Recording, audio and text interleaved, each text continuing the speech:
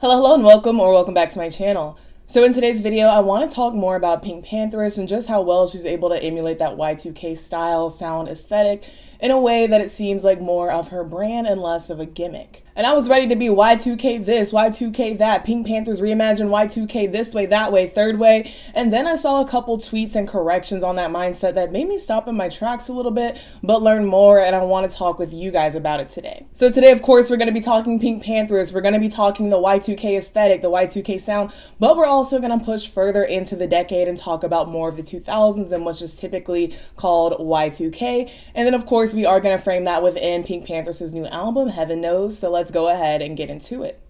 PinkPantheress has labeled her music as new nostalgia. It's mainly influenced by UK garage, alternative pop, bedroom pop, R&B, and rock. Her sound is girly and poppy, but at the same time very dark and mysterious. And even beyond her music itself, that new nostalgia can be seen in PinkPantheress' videos, her photo shoots, her personal style, and how she moves as an artist. Firstly, compared to a lot of her peers, she's not super active online. Usually when we do see PinkPantheress, it's going to be on stage or doing an interview or something related to her career. Like on her Instagram, all the posts she's done in the past year are just promoting her music and also thanking her fans for the support and the creative things they've done with her music.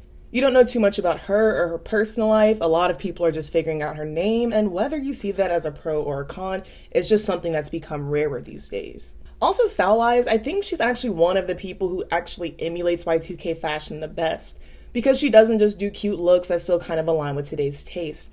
She's also going to wear the secretary button-downs that were in fashion back then, whether you were 7 or 27. She's going to wear the chunky belts. And the looks almost look dated in a sense, but in the way of them actually looking close to what someone might wear in the 2000s versus a more overtly 2020s take on it. Outside of the fashion, I really like this little shoot she did to announce her merch shop with the early 2000s textbook style. I don't know if I would fully call it utopian scholastic, which is a 1990s, very early 2000s, pre-9/11 graphic design aesthetic, but you can tell that there's some early graphic design there, and that's what a lot of textbooks used to look like. I've seen a lot of debate about the fact that people just call everything 2000s inspired Y2K, and likewise they call everything PinkPantheress does Y2K, though much of it is, and it's something I've been guilty of myself at times.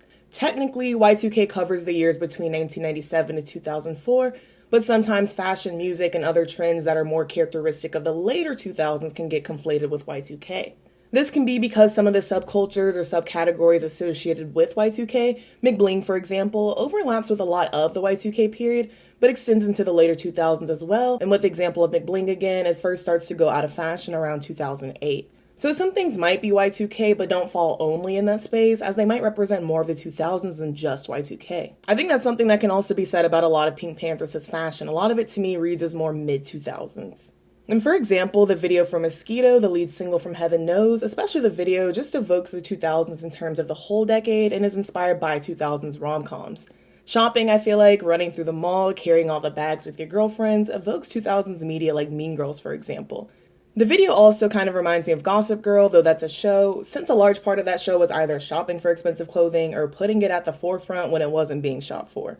PinkPantheress said the Mosquito video was also partly inspired by Breakfast at Tiffany's, which if you've seen Gossip Girl, the novella and the film especially are a huge inspiration to Blair, one of the main characters. Speaking of PinkPantheress' little girl squad in the video, they're actually all actresses, Yara Shahidi, India Amartifio, and Sharith Rashandran. The latter two are known for their roles in the Bridgerton franchise. I can't take credit for this, but I do fully agree. Someone pointed out that having actors cameo in music videos was another popular thing in the 2000s. These little famous cameos, it's something I'm starting to notice is making a comeback in music videos nowadays.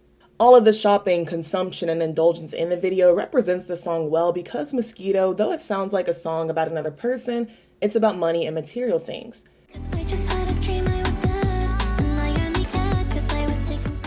This is evident in the refrain when PinkPantheress sings, "Spending you the day that I want, another day then, maybe Tuesday, can I spend a fortune, 'cause I want to, I know it's appalling." Seems even though PinkPantheress is at a point in her life where she can now have a lot of the material things she's always wanted, she's realized it's not everything. My favorite lyrics are in the verse when she sings, "I had prayed out loud and Lord, you answered me too early, I was too young starting out, now I'm scared you might leave me." Kind of reminds me of that phrase that goes like, you got what you asked for, but it's not what you wanted, or something like that. But in PinkPantheress' case, I doubt it's that she didn't want success, but it's more of when you're young, sometimes you think you know exactly what you want, but don't know all of the repercussions or pressures that come with getting it. There was part of me that just wanted to be like someone successful so I can just be happy about like the success that I've built for myself, you know? I just didn't want, I knew I didn't want to have a job where I wasn't sure about my success. Like I wanted it to be like, okay, I'm doing this job and I'm good at it. So the courage really came from, I'm desperate right now. So when I was 18, that was where I was like, okay, it's between going to university or doing what I want as my dream job. And it's so funny because at 19, I felt like time was running out. In several shots, PinkPantheress is holding the bird. It looks like a pigeon to me that she was looking at with her friends in the shop window about halfway through the video. To me, it represents the idea of buying things you don't need and aren't worth as much just because you can, especially considering how pigeons are usually seen as dirty or worthless. She also twists its neck at the end as if to kill it, but it's just a statue. Thinking it may relate to the dove on the cover because the bird motif does come up again in other music videos and other songs, but I'm not certain yet how it's all connected. One of the songs that specifically sparked the y'all call everything Y2K discourse or conversation, learning lesson if you will, and one of my favorites on Heaven Knows is Nice to Meet You, which features Central C. This is such a fun and pretty song. You can hear the typical PinkPantheress drum and bass with some drill influence as well, probably because Central C is on the track. My absolute favorite element of the production, the song is produced by PinkPantheress, Cash Cobain, Muramasa, and Count Belder by the way, are the instruments in the chorus, starting around the part where PinkPantheress sings, I pray that I'll die before my baby. I'll take a risk if anyone tries to touch my baby. I pray that I'll die before my baby. I'll take a risk if anyone tries to touch my baby. Talking about the song only, to me, this is the most nostalgic, most 2000s part of Nice to Meet You. I tried to figure out what that specific instrument is, and I do believe that they're tabla, which are traditional North Indian drums. Listening to tabla instrumentals and some songs by the group Tabla Beat Science, it sounds extremely likely that that's what it is.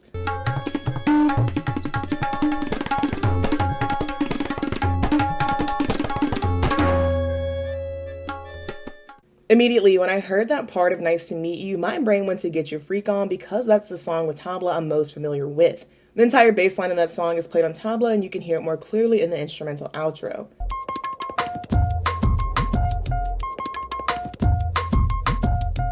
In the earlier 2000s, so we can say Y2K time period I guess, not just tabla but a lot of Southern Asian instruments were used or songs using them were sampled, especially in pop and hip hop. Think songs like Toxic, Big Pimpin', or Baby Boy, for example. In regards to the Nice to Meet You video, there's more of a later 2000s inspiration there. To be honest, when I first saw it, it reminded me of Disney Channel, like what the little stars would do before episodes or before DCOM. I saw others saying it reminded them of Xbox 360, which came out at the end of 2005. The video is inspired by a 2000s design aesthetic called Frutiger Metro. Never heard the actual term in my life, but as soon as I looked it up, it was like, yup, this is 2005 to like 2007 in a nutshell. It became popular around the mid-2000s, lasting until the early 2010s, so again, technically later than Y2K, not Y2K. So many ads use this style, and I feel like when I was in school, I definitely had folders that looked like this and wore graphic tees that looked like this too. Frutiger Metro, which derives from Frutiger Aero, the names coming from their Windows design languages by the way, is known for its minimal graphics with maximal design. Compared to Frutiger Aero, Frutiger Metro is flatter, aka more 2D. You'll see quite a bit of whimsical line work, often supported by colorful graphics. The line work usually surrounds like vines. Patterns like flowers and stars are more common, as well as technology-related graphics like speakers or computers. Shifting into the later 2000s space does set PinkPantheress apart from a lot of the other Y2K artists she's usually categorized with, because like I mentioned earlier, a lot of them rely on pure Y2K rather than expanding more into the 2000s. Nothing bad about it either way, just a difference. Returning to the music video, also saw some people in the comments saying the video reminded them of 2006 MySpace because of all the vector images. I also saw a lot of jokes like, wow, I remember watching this in 2007 on MTV Countdown because it's so reminiscent of that time period. The styling in the Nice to Meet You video is definitely a mix of mid-2000s and 2020s influenced 2000s. For example, a lot of the distressed tops the female dancers wear, you can tell they're a more modern take on the mid-2000s clothing, but not the studded belts though. Those are period accurate, and the pants too for sure. The styling for the male dancers seems that they just plucked them right out of a Just Jordan or a Drake and Josh, or the male costumes for shows like That's So Raven or Hannah Montana, very on point to me. Also, I'm using a lot of kids shows for reference because I was a kid at that time, so that's what I was watching. Another 2000s note I see is the empty set, but making it obvious that while they're on the same plane, there's a clear difference between the foreground and background. Obviously, a lot of work was put into accurately making the video evoke the mid-2000s, but it still looks effortless. Also, shout out to the dancers. They cleared. They're one of my favorite parts, if not my favorite part of this video. The paper bird that's floating throughout the video, that's another instance of the bird motif. We see a girl make it in flight at the beginning, kind of evoking how you might pass a note in the form of a paper airplane. Also notice it works sort of like a method of communication in the music video, and I didn't see any cell phones, even 2000 cell phones. No flip phones, no sidekicks, no envies, no chocolates, none of that, no phones. The letter finds its way on set and into the hands of one of the male dancers who opens the note and then turns into the paper bird before flying away. PinkPantheress did say that Heaven Knows is an album about enjoying your solitude, and I can see the birds representing that possibly in a sense or the journey to that. In Mosquito, showing that material possessions can't fill that void, then possibly Nice to Meet You, the man flying away could symbolize sort of running away from a relationship or not being ready for it or leaving the girl lonely in the process. Given the song's title and the upbeat production, this feels like the beginning of a doomed relationship, though the girl who might represent PinkPantheress is none the wiser at this point. My favorite song about loneliness, maybe my overall favorite on Heaven Knows, is The Isle. This to me is new nostalgia to a T again. We hear typical breakbeats, albeit more toned down in comparison to her other tracks. It's one of those unfortunate things. The bad things always happen to me. The Isle sounds more overtly pop, very reminiscent of Lily Allen to me, especially around It's Not Me, It's You. They have a similar vocal tone in general, but thematically, the loneliness and kind of realizing everyone around you might suck a little, you might even suck a little, that's very present in both albums.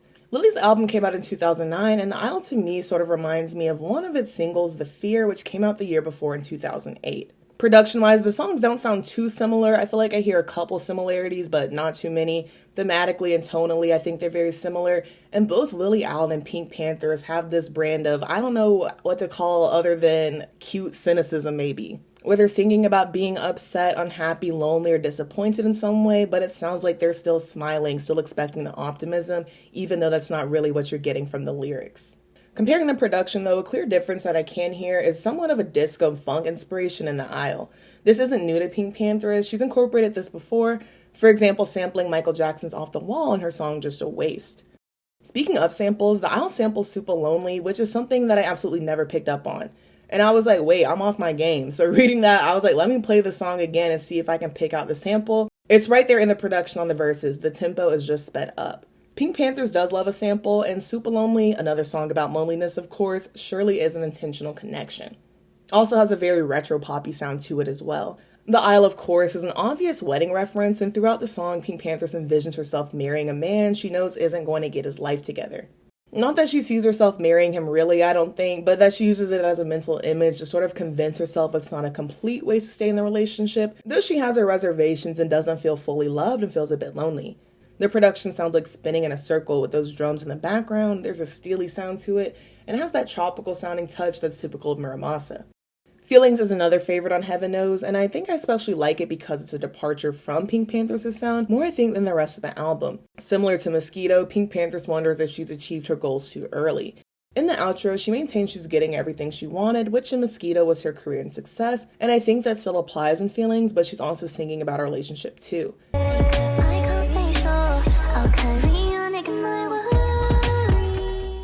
She says she won't give up the feeling of love, following that up with the line, "If you weren't singing your chorus," to me implying she might have been all in, but it's hard when the other person is so self-obsessed. But still, she's going to carry on, ignore her worries, even if something feels off in the relationship by her own admission.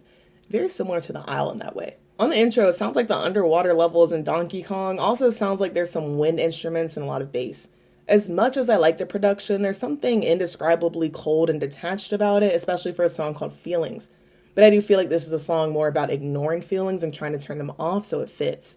One thing I love about the majority of the songs on Heaven Knows is that they sound bookended, as in there's a distinct intro and outro that feels separate from the body of the song. Like Ophelia opens with this dreamy harp and other swelling strings before the song unfolds into a soft rock song with the drums picking up on the chorus. It to me sounds like one of those songs you hear during a sad moment in a 2000s teen rom-com where, you know, the girlies aren't friends anymore for just a moment, or the girl's gonna go home, but then she decides to return and mend the friendship, be the princess, realize whatever goal that is the conflict in the story. The song was inspired by rock bands like Linkin Park and My Chemical Romance and was produced by Danielle Harrell. Even with the rock influences, Ophelia sounds like a mellow lullaby also, and about 2/3 of the way in, we can hear water dripping, almost like a rag is being wrung, and then ambulance sirens. And towards the end, PinkPantheress says she's underwater, the vocals are all layered over another, and drowning her until she's fully submerged, which we do hear.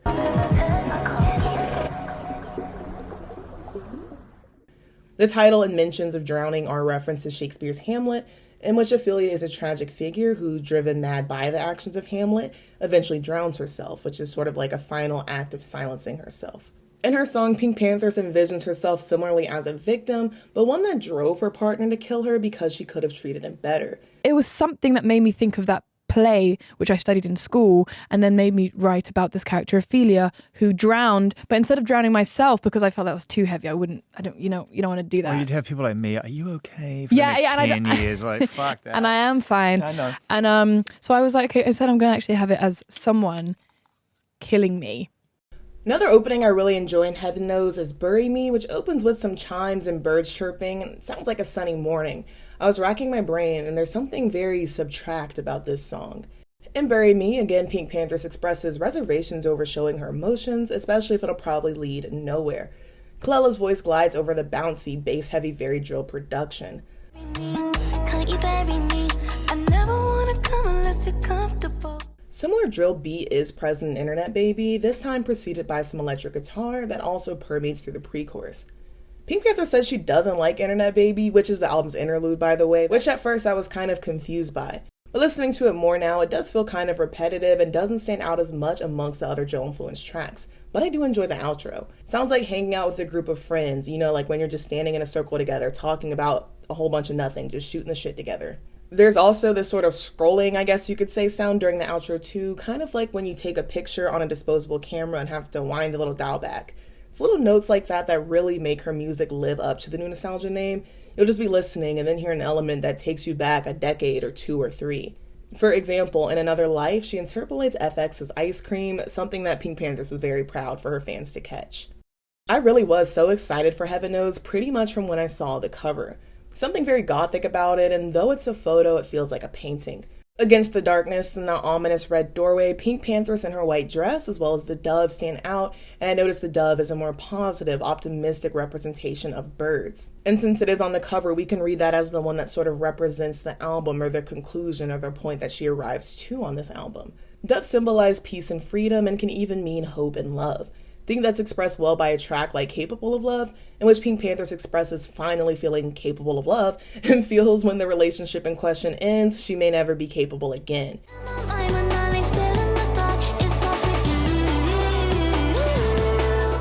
She knows she should just be in the moment, but wants confirmation that relationship will last, and so she's doing things like having her palm read in search of that confirmation. It's weird because I make it sound like I'm constantly chasing love and affection from someone, which isn't true to my conscious belief, but then somewhere in my subconscious belief it must be true because I keep talking about it. The music video ends on an ambiguous note, with PinkPantheress walking past doors that presumably hold the answers to questions that she has about her relationship and life. She walks through the final door, Heaven Knows, which is completely black on the other side, so no answers, living in the moment, having to find out for herself, but being open to that. Because truly, no one can ever know what's going to happen in the future. Kind of heaven knows, as the phrase suggests. PinkPantheress says she named the album Heaven Knows because she likes a pun, and all I can make of her saying that the title is a pun is that her mixtape was called To Hell With It, so like heaven and hell. And to hell with it is typically a more dismissive statement, saying you're no longer concerned with something. To me, Capable of Love feels like the closing of the project, though the album does technically end on Boys a Liar Part 2. Of course, as always, be sure to let me know your thoughts, let me know your feelings on Heaven Knows if you have any. Personally, even from the moment I saw the cover, like I already said, I was excited for this album. My only hesitation was that it might be kind of short because her songs are typically short, but we did get a lot of songs that were either a little bit over the 3-minute mark or pushing the 3-minute mark. And of course, the song's length it's not always indicative of the song's quality, but a lot of the times when you get those songs that are just 2 minutes, they feel incomplete, and I feel like a lot of the songs on this album felt like full songs. I wasn't left wanting more. I wasn't left wondering why the song just felt so abrupt in its ending. And also the album is 13 tracks. If you know me, that is my perfect album length, 12 to 15 tracks. maybe 16 if you want to push it, but nothing too crazy. But yes, I enjoyed Heaven Knows a lot. I've also enjoyed learning more about the 2000s, about Y2K, simply because of the conversations that are being had around the album. So as always, let me know your thoughts on Heaven Knows and let me know your favorite tracks from the album. I think mine have to be definitely The Isle, Nice to Meet You, and Feelings. I think those are my top 3 right now. I was thinking about it and I was like, is PinkPantheress the only artist that I found on TikTok who I'm still listening to regularly and who I follow?